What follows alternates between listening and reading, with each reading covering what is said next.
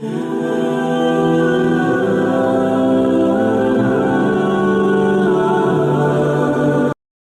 اسلام کی تاریخ کا بہت بڑا دن 17 رمضان مبارک، جس دن اسلام کا سب سے پہلا معرکہ کفر کے ساتھ پیش آیا اور اس کو معرکہ بدر اور غزوہ بدر کہا جاتا ہے۔ اس کو قرآن مجید نے یوم الفرقان بھی کہا ہے، فرق کرنے کا دن۔ یہ وہ پہلا معرکہ ہے جس کی دھاک کفر کے سینے پہ ایسی بیٹھی ہے کہ آج تک عالم کفر بدر کی للکار سے کانپتا ہے۔ ڈاکٹر اقبال نے امت مسلمہ کو ایک مشورہ دیا ہے۔ اس نے کہا ہے کہ شرط یہ ہے کہ فضائے بدر پیدا کر، فضا پیدا کر بدر جیسی، فضائے بدر پیدا کر، فرشتے تیری نصرت کو اتر سکتے ہیں گردوں سے کتار اندر کتار اب بھی۔ اور اسی مضمون کو دوسرے رنگ میں اقبال کہنے لگے، تو آج بھی ہو اگر ابراہیم کا ایمان پیدا، آگ کر سکتی ہے انداز گلستان پیدا۔ عالم اسلام کو یوم الفرقان غزوہ بدر کی للکار یاد رکھنی چاہیے۔ ملت کے جوانوں کو بدر کا سبق اور بدر کا نصاب کبھی نہیں بھولنا چاہیے۔ ہمیں آج جو درس دیا جاتا ہے وہ درس فلسفہ ہے۔ جو پیغام کفر کے مقابلے میں ہمیں بتلایا جاتا ہے وہ پیغام ہے مصلحت کوشی کا، وقت گزاری کا۔ ابھی دیکھو غزوہ بدر کا پس منظر مسلمانوں کو یہ سبق دیتا ہے کہ جب فضا پیدا ہو جائے تو اللہ مدد کر دیا کرتا ہے۔ جب فضا پیدا ہو جائے تو پھر اللہ مدد فرماتا ہے۔ جب فضا پیدا ہو، جب مدد کی فضا ہی پیدا نہ ہو، قرآن مجید فرقان حمید سورہ آل عمران میں سے جو آیہ کریمہ میں نے تلاوت کی تو اس میں اللہ تعالیٰ نے بدر کا ذکر فرمایا ہے۔ فرمایا وَلَقَدْ نَصَرَكُمُ اللَّهُ بِبَدْرٍ وَأَنْتُمْ أَذِلَّةٌ، فرمایا تحقیق ہم نے بدر میں تمہاری مدد کی حالانکہ تم تو کمزور تھے۔ ہم نے بدر میں تمہاری مدد کی، تم تو کمزور تھے۔ میدان بدر کے اندر اللہ تبارک و تعالی نے مدد فرمائی، نصرت فرمائی مسلمانوں کی، اور ایسی کامیابی دی کہ پورا کفر جو اس وقت موجود تھا وہ کانپنے لگا کہ مسلمانوں کے پاس اتنی قوت کہاں سے آ گئی، اتنی طاقت کے یہ کس طرح مالک ہوئے۔ بغور سمجھیے گا بات کو، ذرا تھوڑا سا پس منظر سمجھ لیں۔ 15 سال تک اعلان نبوت کے بعد نبی پاک صلی اللہ علیہ وسلم نے کسی جنگ کی، کسی لڑائی کی اجازت نہیں دی، کسی قسم کی منع فرمایا، بلکہ فرمایا لکم دینکم ولی دین، تمہارا اپنا دین ہے ہمارا اپنا دین ہے، منع کر دیا گیا۔ مسلمان ہجرت کر کے آ گئے مکہ سے مدینہ، لیکن یہاں بھی قریش مکہ اور کفار مکہ نے عالم اسلام کو، مسلمانوں کو، نبی پاک صلی اللہ علیہ وسلم کو سکون سے بیٹھنے نہیں دیا، پریشان کرتے رہتے تھے۔ اور اس پریشانیوں میں سے ایک بڑی پریشانی، جب تک آپ بات کے پس منظر کو نہیں سمجھیں گے آپ کو اصل مضمون سمجھ میں نہیں آئے گا۔ پریشان کرتے تھے مسلمانوں کو، مدینے آ کر پریشان کرتے۔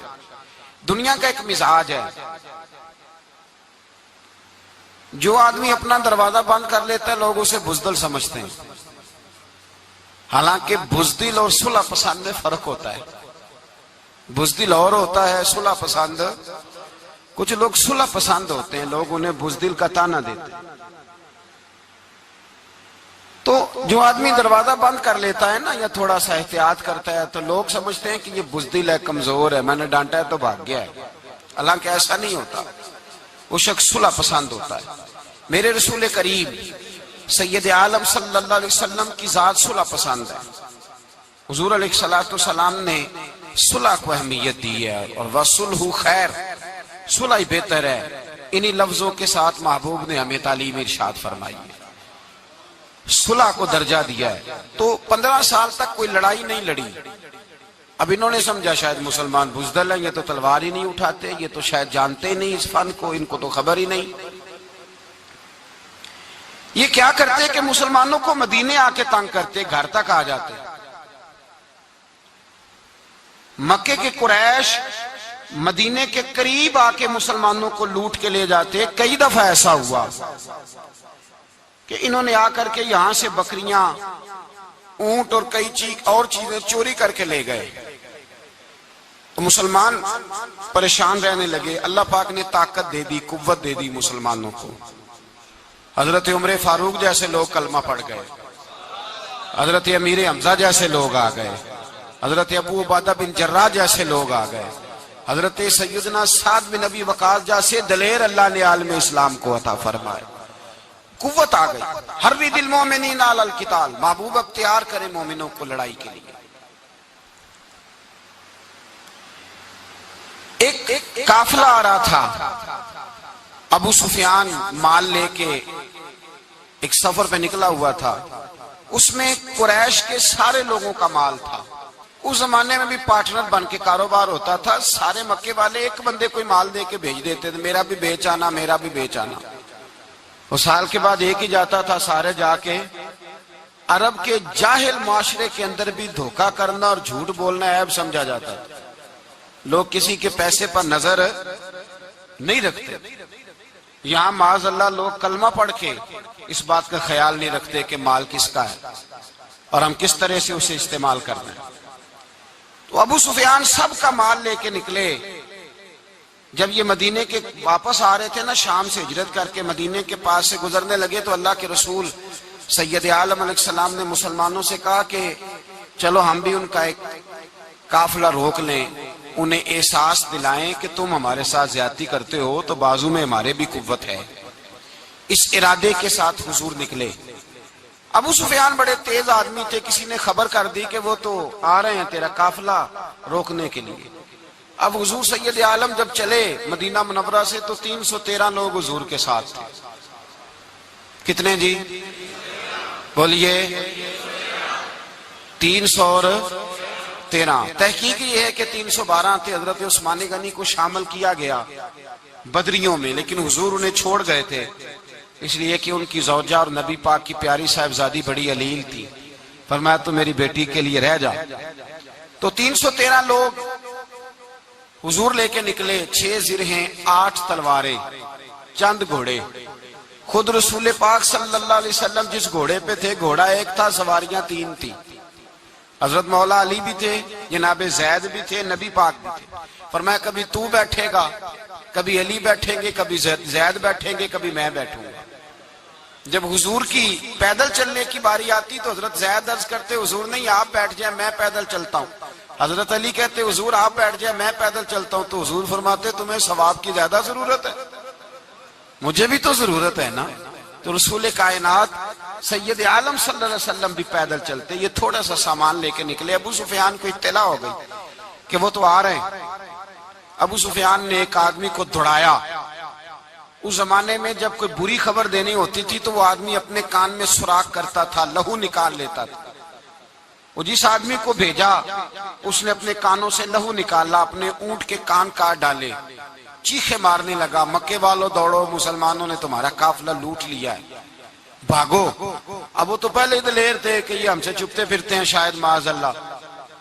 انہوں نے کیا کیا کہ 1000 کا لشکر، ہر آدمی کے پاس گھوڑا، ہر آدمی کے پاس تلوار، نیزہ، سارے عتبہ، عتیبہ، شیبہ، ابو البختری، امیہ بن خلف، ابو جہل، سارے اکٹھے ہو کے آئے اور نکلے میدان بدر کی جانب. ادھر ابو سفیان اس آدمی کو بھیج کے تو دریا کے رستے ہی بدل گیا، مدینے کے رستے آیا ہی نہیں. خود بچ گیا، اور جب بچ کے نکلا نا تو اس نے ایک آدمی بھیجا کہ قافلہ محفوظ ہو گیا ہے، تم لوگ فکر نہ کرو۔ اس نے جا کے پیغام دیا ابو جہل کو کہ ابو سفیان کہتا ہے میں بچ گیا ہوں، مجھے کوئی خطرہ نہیں، اب تم لوگ کسی قسم کی تکلیف نہ کرو، تکلف نہ کرو، واپس چلے جاؤ۔ ابو جہل کہنے لگا نہیں، اب تو ہم واپس نہیں جائیں گے، اب تو ہم ان کا کچھ کر کے ہی جائیں گے۔ سمجھ آ رہی ہے میری باتوں؟ پس منظر سمجھ میں آ رہا ہے؟ اب نہیں واپس جانا، نکلے ہیں تو کچھ کریں گے۔ اب جب میدان کے اندر آنے کے لیے تیاری ہو رہی ہے، ادھر سے پتہ چل گیا، نبی پاک صلی اللہ علیہ وسلم کو اطلاع ہوئی کہ ابو سفیان تو اپنا لشکر بچا کے، قافلہ بچا کے لے گئے، لیکن قریش بضد ہیں آنے کے لیے۔ نبی پاک صلی اللہ علیہ وسلم نے ایک جگہ پہ تمام مسلمانوں کو جمع کیا۔ یہ بات قابل غور ہے۔ حضور نے فرمایا بھی 1000 کا لشکر اسلحے سے لیس ہو کے آ رہا ہے، تم 313 ہو، تمہارا ارادہ کیا ہے؟ نہ تمہارے پاس زرہیں ہیں، نہ تلواریں ہیں، نہ تمہارے پاس نیزہ ہے، نہ تیر ہے، کیا کرنا ہے؟ صحابہ کرام علیہم رضوان فرماتے ہیں جب نبی پاک صلی اللہ تعالی علیہ وسلم نے مشورہ لیا نا تو سب سے پہلے جو شخصیت اٹھی وہ حضرت ابوبکر صدیق کی ذات تھی۔ جناب صدیق اکبر اٹھے، عرض کرنے لگے محبوبہ بات ہی کوئی نہیں، آپ حکم کریں، ہم تو بڑی دیر سے تیار بیٹھے۔ حضرت عمر کہنے لگے حضور میں تو تھک گیا ہوں انتظار کر کر کے۔ اور شیر خدا مولا کائنات علی المرتضیٰ رضی اللہ تعالیٰ عنہ کہنے لگے محبوبہ زنگ لگ گیا میری تلوار کو، زنگ لگ گیا، کوئی موقع ملے دیواریں ہلتی رہتی ہیں اور در کانپ جاتا ہے، علی کا نام سن کے اب بھی خیبر کانپ جاتا ہے۔ فرمایا حضور زنگ لگ گیا، مہربانی کریں جلدی کریں، ہم تو تیار بیٹھے۔ حضور نے پھر توجہ کی، نبی پاک صلی اللہ تعالی علیہ وسلم نے پھر توجہ کی، تو یہ تو سارے وہ بول رہے ہیں جو میرے ساتھ مکے سے آئے ہوئے ہیں، مدینے والے بھی تو بولے نا۔ تو مدینے والوں میں سے حضرت مقداد اٹھے، حضرت مقداد رضی اللہ تعالی عنہ، اور اٹھ کے عرض کرنے لگے یا رسول اللہ آپ کا اشارہ ہماری جانب ہے؟ حضور نے فرمایا ہاں تمہاری جانب ہے۔ تو کیا خوبصورت جواب ہے، اور کیا انداز تکلم ہے، اور کیا گفتگو بے حسن ہے، اور کیا پس منظر ہے، اور کیا دلیل ہے، اور کیا تاریخ کا مطالعہ ہے۔ حضرت مقداد کہنے لگے یا رسول اللہ ہم کوئی حضرت موسیٰ علیہ السلام کی قوم نہیں کہ آپ سے کہیں گے آپ لڑے یا آپ کا خدا لڑے۔ یا رسول اللہ ہم خشکیوں میں بھی لڑیں گے، دریاؤں میں بھی لڑیں گے، ہم خشکیوں دشت تو دشت ہیں، صحرا بھی نہ چھوڑے ہم نے، اور بحر ظلمات میں دوڑا دیے گھوڑے ہم نے۔ کہا حضور ہم وہ نہیں ہیں کہ جو آپ سے کہیں گے آپ لڑے اور آپ کا خدا لڑے، ہم تو تیار ہیں، آپ جلدی کریں۔ پھر حضرت سعد اٹھے، سعد بن عبادہ رضی اللہ تعالی عنہ اٹھے اور کیا خوبصورت عرض کیا، کہا یا رسول اللہ کس سے لڑنا ہے؟ حضور بولیے ذرا یا رسول اللہ۔ حضور نے فرمایا قریش مکہ سے۔ تو صحابی کا وجد دیکھیے گا، انداز دیکھیے گا، کہنے لگے حضور سنا ہے جن نظر نہیں آتے، دیو نظر نہیں آتے، سنا ہے دکھائی نہیں دیتے، محبوبہ حکم کرے میں تو جنوں سے بھی لڑنے کے لیے تیار ہوں، میں تو ان دیکھی جگہوں پہ تلواریں چلا جاؤں گا، نبی کا حکم ہو تو کود جائیں ہم سمندر میں، جہاں کو محو کر دے نعرہ اللہ اکبر میں۔ یا رسول اللہ حکم کریں کس سے لڑنا ہے؟ میرے نبی پاک خوش ہو گئے، حضور خوش ہوئے، چہرے پہ مسکراہٹ دوڑی، فرمایا تم پر کوئی غلبہ پا ہی نہیں سکتا۔ فرمایا چلو اب اٹھو چلیں، نہ تلواریں ہیں، نہ گھوڑے ہیں، نہ کوئی شے ہے، نہ پاس اسلحہ ہے، نہ کوئی بظاہر طاقت ہے۔ حضور اٹھے تو ایک ننھا مجاہد حضرت سعد بن ابی وقاص کے چھوٹے بھائی عمیر بن ابی وقاص، قد چھوٹا، حضور نے فرمایا سعد چلے عمیر رہ جائے، سعد چلے اور عمیر یہ چھوٹے ہیں۔ حضرت سعد کہتے ہیں میری عمر ابھی اس وقت تھوڑی تھی، میں 16-17 سال کا جوان تھا، تو بھائی اس سے بھی چھوٹے تھے، فرمایا تو رہ جا۔ اللہ اکبر۔ تو کہتے ہیں دیکھو عمر دیکھو، اور منانے کا انداز کیا ہے، جا رہے ہیں جہاد کے لیے، تو بچہ رو نہیں پڑتا گھر میں۔ حضرت عمر رونے لگے، کہنے لگے نہیں میں نے بھی جانا ہے۔ رونا کہاں جانا ہے بھائی؟ کوئی کھیلنے جا رہے ہیں، کوئی کھیلنے جا رہے ہیں، سیر کو جا رہے ہیں، کوئی جو ہے وہ کسی تفریح کے لیے نکل رہے، نہیں میں نے بھی جانا ہے۔ حضور نے فرمایا بیٹے تلواروں کی چھاؤں میں جا رہے ہیں، وہاں گرجدار آوازیں ہوں گی، وہاں سینے کٹیں گے، گردنوں پہ ضرب لگے گی۔ تو حضرت عمیر بن ابی وقاص نے نا اپنی ایڑیاں اٹھا لی، پنجوں کے بل کھڑے ہو گئے، کہنے لگے سونیا میں گردن کٹانے کو تیار ہوں۔ تو حضور نے فرمایا تیرا بڑا بھائی چلا جو ہے۔ حضرت عمیر کہنے لگے حضور قد میں بڑا ہے طاقت میں نہیں بڑا، قد میں بڑا ہے طاقت میں، کہا یہ قد میں بڑا ہے جسامت میں بڑا ہے طاقت میں نہیں بڑا۔ حضور نے فرمایا کیسے پتا چلے گا؟ کہا حضور کشتی کرا لیں، کشتی کرا لیں۔ چشمے فلک نے عجیب نظارے دیکھے، محبوبہ کشتی کرا لیں۔ حضور نے فرمایا کرو کشتی، کرا لیتے ہیں، کرو کشتی۔ کشتی شروع ہوئی تو سبحان اللہ کیسی عجیب اور منفرد کشتی ہے۔ حضرت سعد بن ابی وقاص رضی اللہ تعالیٰ عنہ کہتے ہیں میرا بھائی پہلوان کشتی سے پہلے گلے ملتے ہیں نا، تو کہتے ہیں گلے ملنے آئے تو حضرت عمیر میرے کان میں کہنے لگے تیرا تو نمبر لگ ہی گیا ہے، اور محبوب جسے قبول کر لے پھر اسے درگزر اسے رد نہیں کرتے، تیرا تو لگ گیا ہے، تو یار چل تھوڑی دیر کے لیے گر جا بھائی، جو ہوا چل تھوڑی دیر کے لیے گر جا، میں بھی سلیکٹ ہو جاؤں گا، تیرا کیا بگڑے گا۔ قربان جائیں امام زرقانی کہتے ہیں نبی پاک کی آنکھوں میں آنسو آ گئے، حضور نے بات سنی تو رو پڑے، فرمایا ہم پر بھی کوئی غلبہ پا سکتا ہے؟ جس قوم کے 14 سال کے بچے لڑنے کو تیار ہوں انہیں کوئی گرا سکتا ہے؟ تو فضائے بدر پیدا کر، فرشتے تیری نصرت کو اتر سکتے ہیں گردوں سے، کتار اندر کتار۔ اب بھی تھوڑی دیر کے لیے بھائی آپس میں لڑے، گتھم گتھا ہوئے، پھر بڑا گر گیا، چھوٹا پشت سینے پہ سوار ہو گیا۔ میرے رسول پاک نے فرمایا چلو بھئی تمہارا دونوں کا جانا ہی مقبول ہو گیا ہے، چلو۔ یہ انداز تھا نہتے 313 بشر شوق شہادت میں۔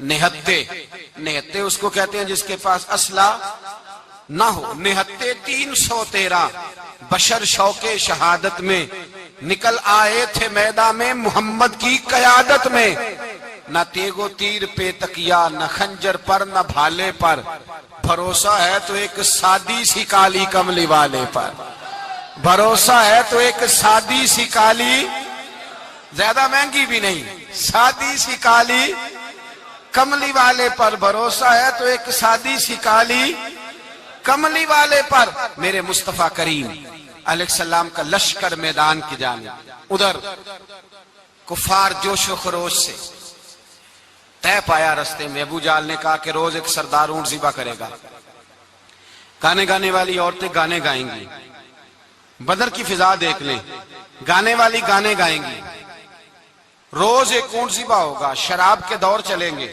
معاذ اللہ، اور مسلمانوں کے خلاف جوش پیدا کیا جائے گا۔ ادھر کھانے کے لیے شے کوئی نہیں، کوئی طاقت نہیں، تو یہاں کیا ہوگا؟ میرے حبیب نے فرمایا راتوں کو سجدے کریں گے، دن کو اٹھ کے اللہ اکبر کے نعرے لگائیں گے۔ یہاں عبادتیں ہیں، ریاضتیں۔ میرے رسول کریم سید عالم صلی اللہ تعالی علیہ وآلہ وسلم سے پہلے کفار پہنچ گئے، انہوں نے پہنچ کر بدر کے میدان میں قبضہ کیا، جہاں کنویں تھے سب پہ قبضہ کر لیا، جو زمین خشک تھی ریتلی تھی وہ چھوڑ دی، اور جو زمین ہموار تھی اس پہ قبضہ کر لیا۔ جب نبی پاک صلی اللہ علیہ وسلم تشریف لے کر کے گئے تو ریتلی زمین تپتی ہوئے صحرا، 17 رمضان کا دن، صحابہ نے روزے رکھے ہوئے صحابہ نے کیا کیا ہوا ہے؟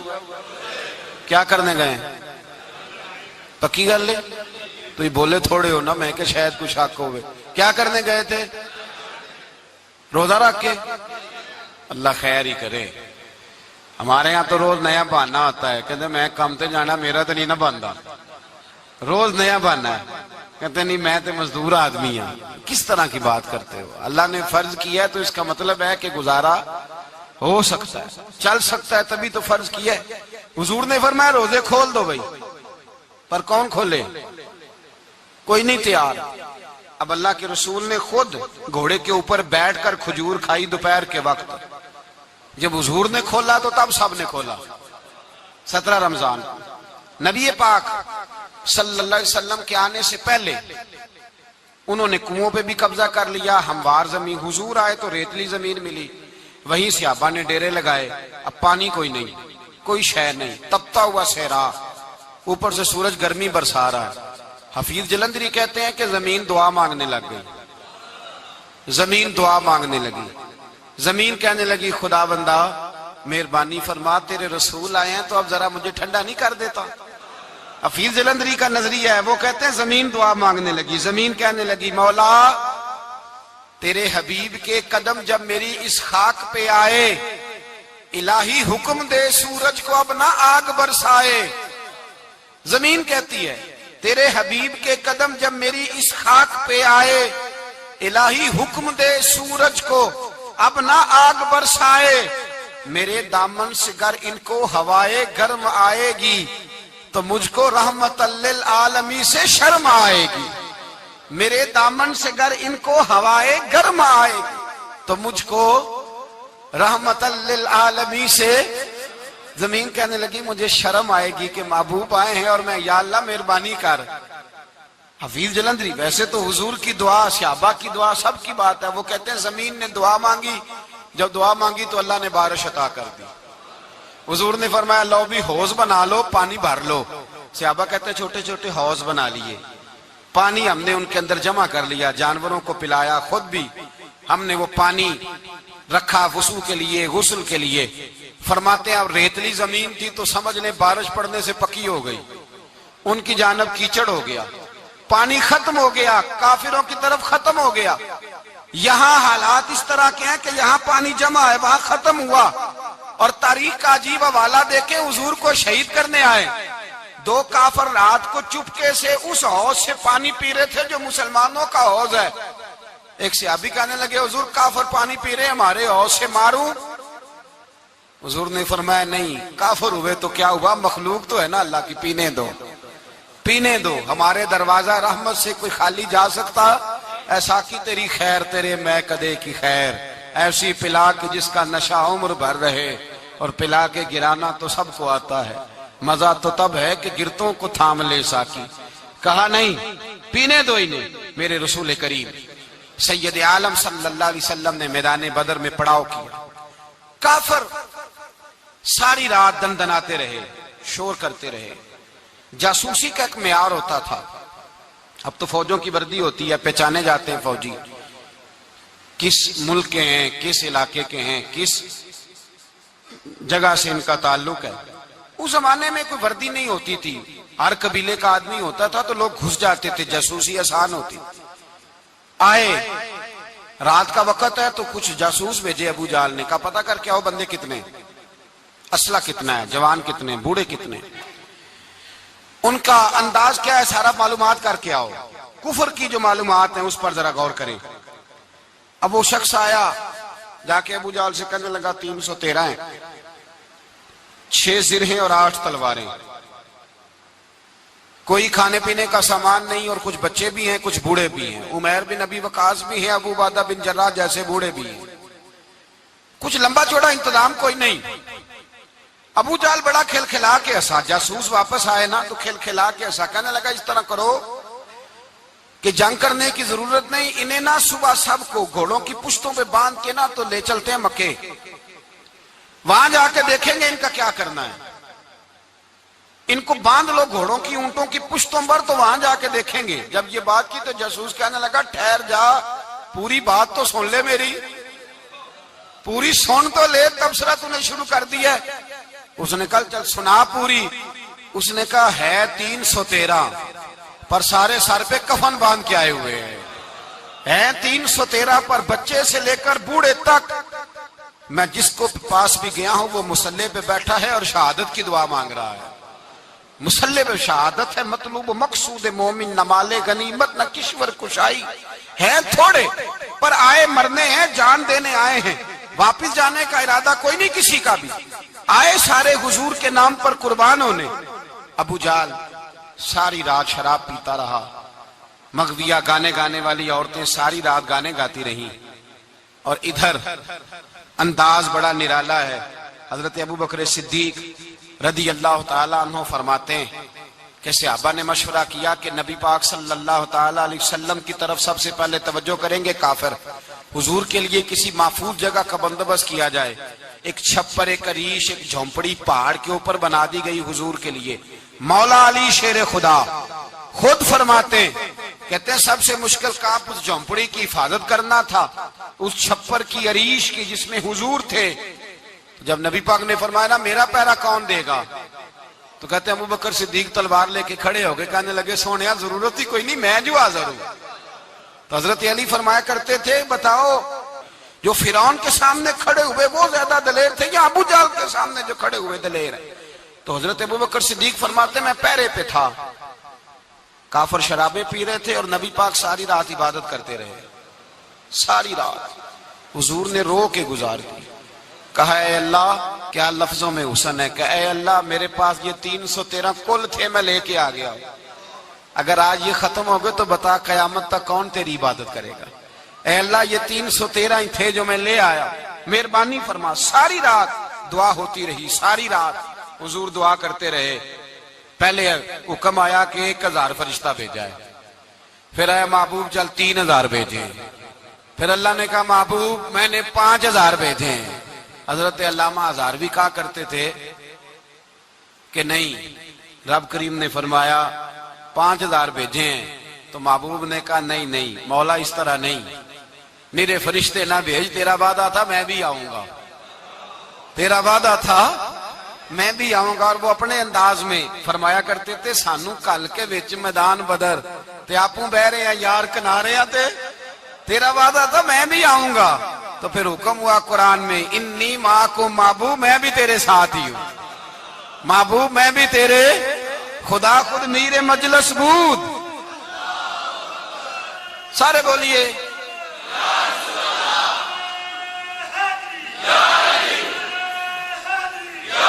بھئی آج تو دن ہے نا نعرے لگانے کا، یوم البدر منا رہے ہیں، تو آج تو ٹھنڈا ٹھنڈا نعرہ نہ لگائیں، میں نے اپیل کی تھی کہ نعرہ تحقیق بھی لگایا کریں۔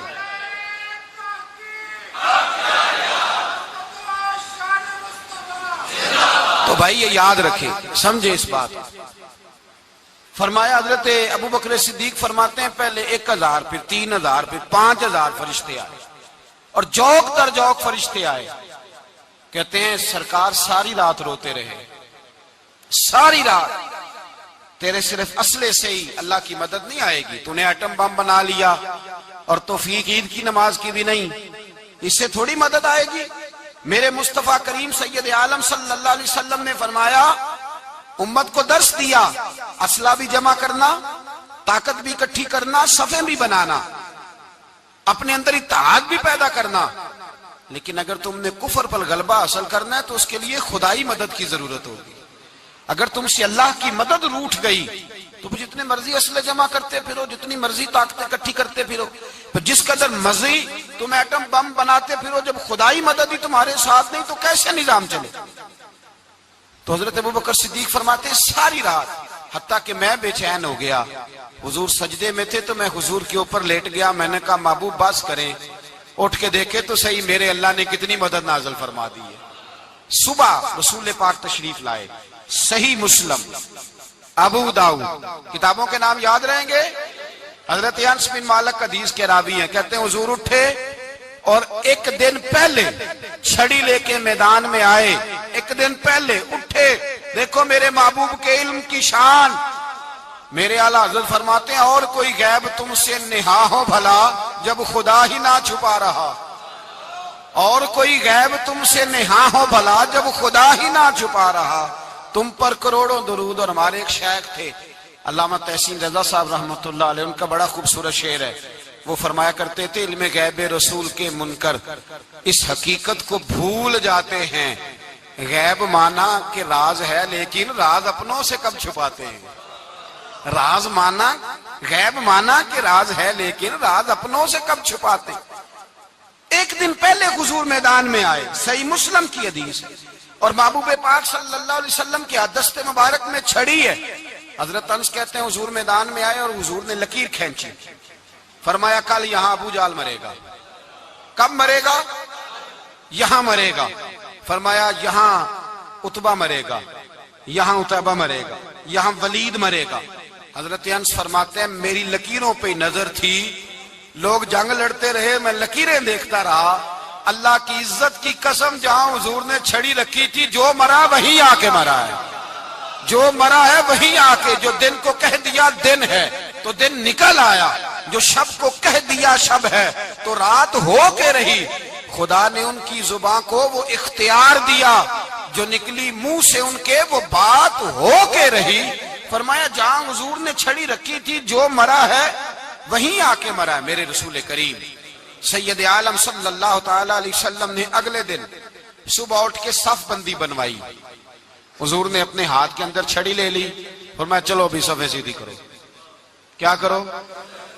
کرانی چاہیے نا صفیں سیدھی، ہمیں کر بھی لینی چاہیے نا۔ حضور نے فرمایا تم صفیں سیدھی کرو، اللہ تمہارے دل سیدھے کر دے گا۔ تو یہاں سیدھے کرانے والے ہوتے ہیں، کرنے والا۔ اور میرے نبی پاک صلی اللہ علیہ وسلم نے فرمایا جب تم نماز کے لیے صفیں سیدھی کرتے ہو تو رب تو تمہیں دیکھ کے مسکراتا ہے، جو اس کی شان کے لائق ہے۔ حضور صفیں سیدھی کرا رہے تھے۔ حضرت سواد انصاری ایک صحابی تھے، تو پیٹ ان کا بڑا تھا۔ حضور نے چھڑی رکھی، فرمایا پیچھے ہٹ تھوڑا سا، بڑا پیٹ تھا۔ چھڑی لگائی نہ تو کہنے لگے حضور کیوں ماری ہے چھڑی آپ نے مجھے؟ نبی پاک صلی اللہ علیہ وسلم نے فرمایا چل ناراض نہ ہو، بدلہ لے لے۔ کہنے لگے لائیں دے بدلہ۔ حضور نے چھڑی پکڑائی تو کہنے لگے کپڑا ہٹائیں۔ حضور نے کپڑا ہٹایا تو جسم اقدس چومنے لگے۔ کہنے لگے محبوبہ پتہ نہیں تھوڑی دیر کے بعد کیا بننا ہے۔ میں نے کہا جاتی جاتے بوسے لے لوں حضور، بوسے لے لوں جاتے جاتے مصطفیٰ کریم۔ اور یہ واقعات کئی صحابہ کے، حضرت عکاشہ بن محصن کا بھی ہے اور بھی کئی لوگوں کا۔ میرے رسول پاک علیہ السلام میدان بدر میں، بدر کی فضا عرض کر رہا ہوں، دو صحابی تھے، ایک کا نام حضرت حذیفہ بن یمان اور ایک کا نام حضرت حسیل۔ یہ دو صحابی ہیں رسول پاک صلی اللہ علیہ وسلم۔ یہ کہیں سے آ رہے تھے واپس، ابو جہل کی ملاقات ہو گئی۔ جنگ میں جا رہے ہو، اپنے نبی کے لیے آئے ہو، مدد کرو گے؟ انہوں نے کہا نہیں ہم تو ویسے ہی آ رہے تھے۔ ابو جہل نے کہا اگر ویسے ہی آ رہے تھے تو ٹھیک ہے جاؤ، وعدہ کرتے ہو لڑو گے تو نہیں؟ کہا نہیں لڑیں گے۔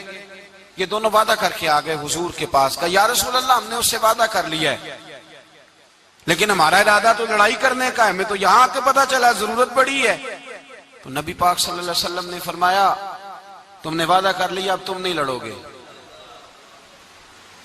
کہا یا رسول اللہ کافر سے وعدہ کیا ہے۔ میرے نبی پاک نے فرمایا کیا تو مومن نے ہے نا۔ کس نے کیا ہے؟ اللہ اکبر۔ کوئی وعدوں کی پاسداری نہیں کرتا۔ میدان بدر میں جہاں ایک ایک فرد کی ضرورت ہے، ایک ایک فرد کی، وہاں رسول پاک نے فرمایا مومن نے وعدہ کیا ہے لہذا ہم دو مجاہد کاٹتے، فرمایا تم بیٹھ جاؤ تم نہیں لڑو گے۔ اب دونوں لشکر آمنے سامنے ہوئے، آمنے سامنے۔ سب سے پہلے آنے والوں میں سے ادھر سے ولید آیا، عتبہ آیا، اس کا بھائی شیبہ آیا، یہ تین آئے۔ کہنے لگے حضور ہمارے مقابلے میں بھیجے۔ نبی پاک نے انصار میں سے بھیجا، کہنے لگے یہ نہیں ہمیں چاہیے، ہمارے مقابلے میں قریشی اور ہاشمی بھیجو۔ برادری کا بڑا شوق تھا نا قریشی۔ حضور نے فرمایا چلو تمہارا جلدی مرنے کا ارادہ ہے تو بھیج دیتے، ٹھیک ہے تمہارے پائے کے بھیج دیتے ہیں۔ حضور نے فرمایا چلو امیر حمزہ اٹھو۔ حضرت امیر حمزہ اسد اللہ و رسولہ اٹھ کے کھڑے ہو گئے، فرمایا چلو علی آپ بھی اٹھو۔ شیر خدا تو یوں اٹھے کہ جیسے پہلے سے ہی کھڑے تھے۔ حضور نے فرمایا چلو ابو عبادہ بھی اٹھے، تینوں صحابی اٹھے۔ حضرت عبادہ ذرا بوڑھے تھے، ان کے لیے تھوڑا مشکل ہوا دشمن کو سنبھالنا، باقی تو دونوں نے کاٹ کے رکھ دیے دشمن۔ اور حضرت علی رضی اللہ تعالیٰ نے دیکھا نا جناب عبادہ ذرا زخمی ہو گئے، ذرا زخمی ہو گئے، دشمن ان کا بھاری ہو رہا تو دوڑے گئے، مارا، حضرت عبادہ کا دشمن بھی مارا، اور جناب ابو عبادہ کو کندھوں پہ اٹھا کے در رسول پہ لے گئے۔ کہنے لگے سونیا یا رسول اللہ آپ کے دشمن میں مار آیا ہوں، غلام بچا کے لے آیا ہوں، یہ میں لے آیا ہوں آپ کی، یہ شان ہے حضرت علی شیر خدا کرم اللہ۔ اب جنگ کا نکارہ بجا، کہاں ہزار؟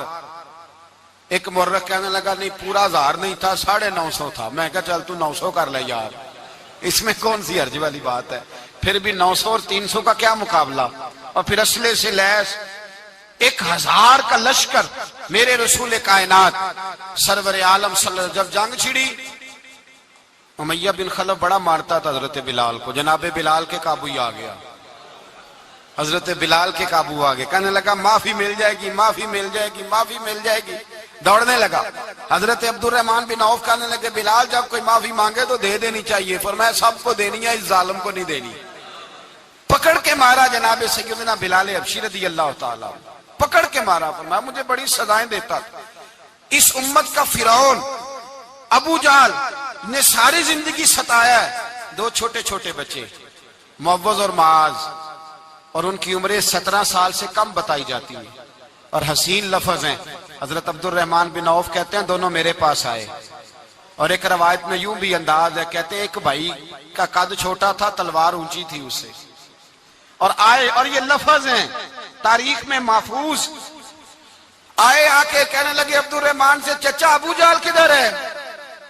تو میں نے کہا تم نے کیا کرنا ہے؟ ان کا جواب پتہ کیا ہے؟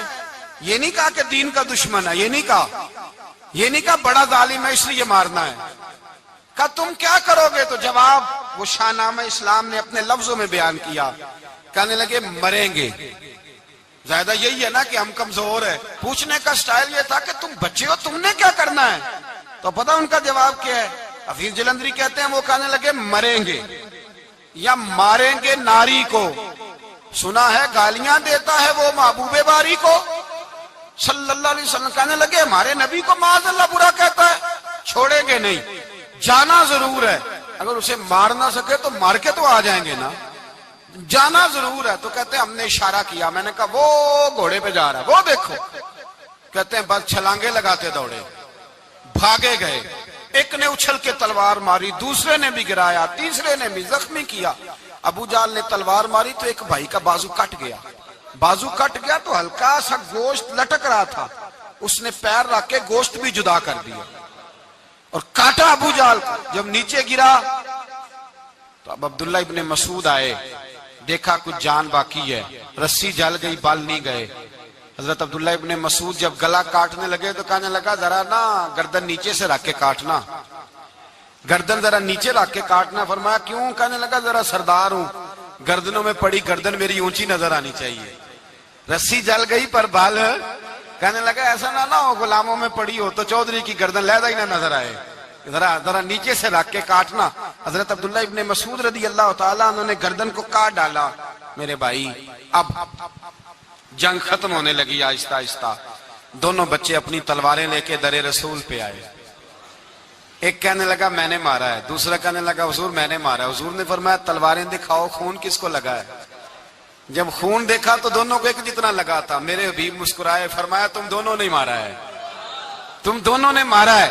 میرے رسول پاک سید عالم صلی اللہ تعالی علیہ وسلم نے دیکھا امیہ بھی مر گیا، ابو البختری، عتبہ، عتیبہ، شیبہ، امیہ بن خلف، بڑے بڑے دشمن مر گئے، 70 کے قریب قتل ہوئے، 70 کے قریب گرفتار ہوئے، باقی بھاگ گئے، 14 صحابہ صرف شہید ہوئے۔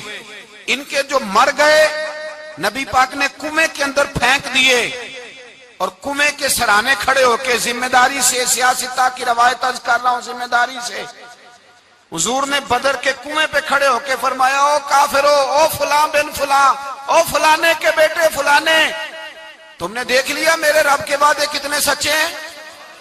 حضرت عمر کہنے لگے حضور مردوں سے آپ باتیں کر رہے ہیں؟ تو نبی پاک نے فرمایا عمر جتنا تم سن رہے ہو اتنا یہ بھی سن رہے ہیں، اگر کافر سن سکتے ہیں تو داتا علی اجمیری نہیں سن سکتے، اگر کافر سن سکتے ہیں تو معین الدین اجمیری نہیں سن سکتے؟ کہاں بیٹھ کے تو عقیدہ پڑھتا رہا ہے؟ اگر مشرکوں بے ایمانوں کا آواز آتی ہے تو کیا حضرت ابو ہریرہ اپنی قبر میں نہیں سنتے؟ غوث اعظم جیلانی نہیں سنتے؟ میرے اعلیٰ حضرت کا عقیدہ ہے، وہ فرماتے ہیں واللہ وہ سن لیں گے اور فریاد کو پہنچیں گے ہم۔ اتنا تو ہو کوئی فریاد کرے دل سے، اتنا تو ہو کوئی فریاد کرے دل سے، اور اگر کافر اور بے ایمان کنویں میں گرا سن سکتا ہے تو کیا آمنہ کا لال اپنے مزار میں نہیں سن سکتے؟ کہاں سے لوگ عقیدہ لے آتے ہیں؟ میرے نبی پاک نے فرمایا سنتے ہیں۔ سلام دیتے ہو جب قبرستان جاتے ہو؟ کیا کہتے ہو؟ سلام کس کو کہا جاتا ہے؟ اس کو کہا جاتا ہے جو وعلیکم السلام کہے، اس کو کہا جاتا ہے جو وعلیکم السلام کہے۔ او بھائی سنو، میرے رسول پاک سید عالم صلی اللہ تعالی علیہ وآلہ وسلم نے کہا دیکھا تم نے میرے رب کا وعدہ کتنا سچا ہے. یہ کہہ کے میرے رسول پاک آئے, ایک آدمی کو پہلے بھیجا, فرمایا جاؤ جا کے خوشخبری دے دو, اللہ نے فتح دے دی ہے, خوشخبری دو. پھر حضور آئے. ان گرفتار ہونے والوں میں حضور کے اپنے داماد ابو العاص بھی ہیں, حضور کے چچا جناب عباس بھی ہیں, وہ بھی ہیں, اور بھی کئی لوگ ہیں. گرفتار ہونے والے آئے. حضرت انس کہتے ہیں آدھی رات کا وقت تھا, جب ان کو لایا گیا نا گرفتار کرنے والوں کو مدینے, تو صحابہ کو غصہ ہی بڑا تھا, کس کس کے رسیاں باندھ دی. حضرت بلال کی ڈیوٹی تو ذرا زور زور سے باندھتے تھے, زور زور سے, ذرا تگڑی کر کے, بڑا ستایا تم لوگوں نے, زور زور سے. کہتے ہیں آدھی رات کا وقت ہوا, میں مسجد میں آیا تو حضور کو بے چینی سے ٹہلتے دیکھا مسجد میں. تو میں نے کہا حضور کیا ہوا؟ یہ سونے کا وقت تھا آپ کے آرام کا, تھکے ہارے آئے تھے. تو حضور نے فرمایا تم نے رسیاں زور سے باندھ دی ہیں, وہ ہائے ہائے کرتے ہیں, مجھے نیند نہیں آتی. نیند, حضور وہ دشمن ہے, وہ آپ کا دشمن ہے. فرمایا وہ میرے دشمن ہے پر میں تو رحمت للعالمین ہوں.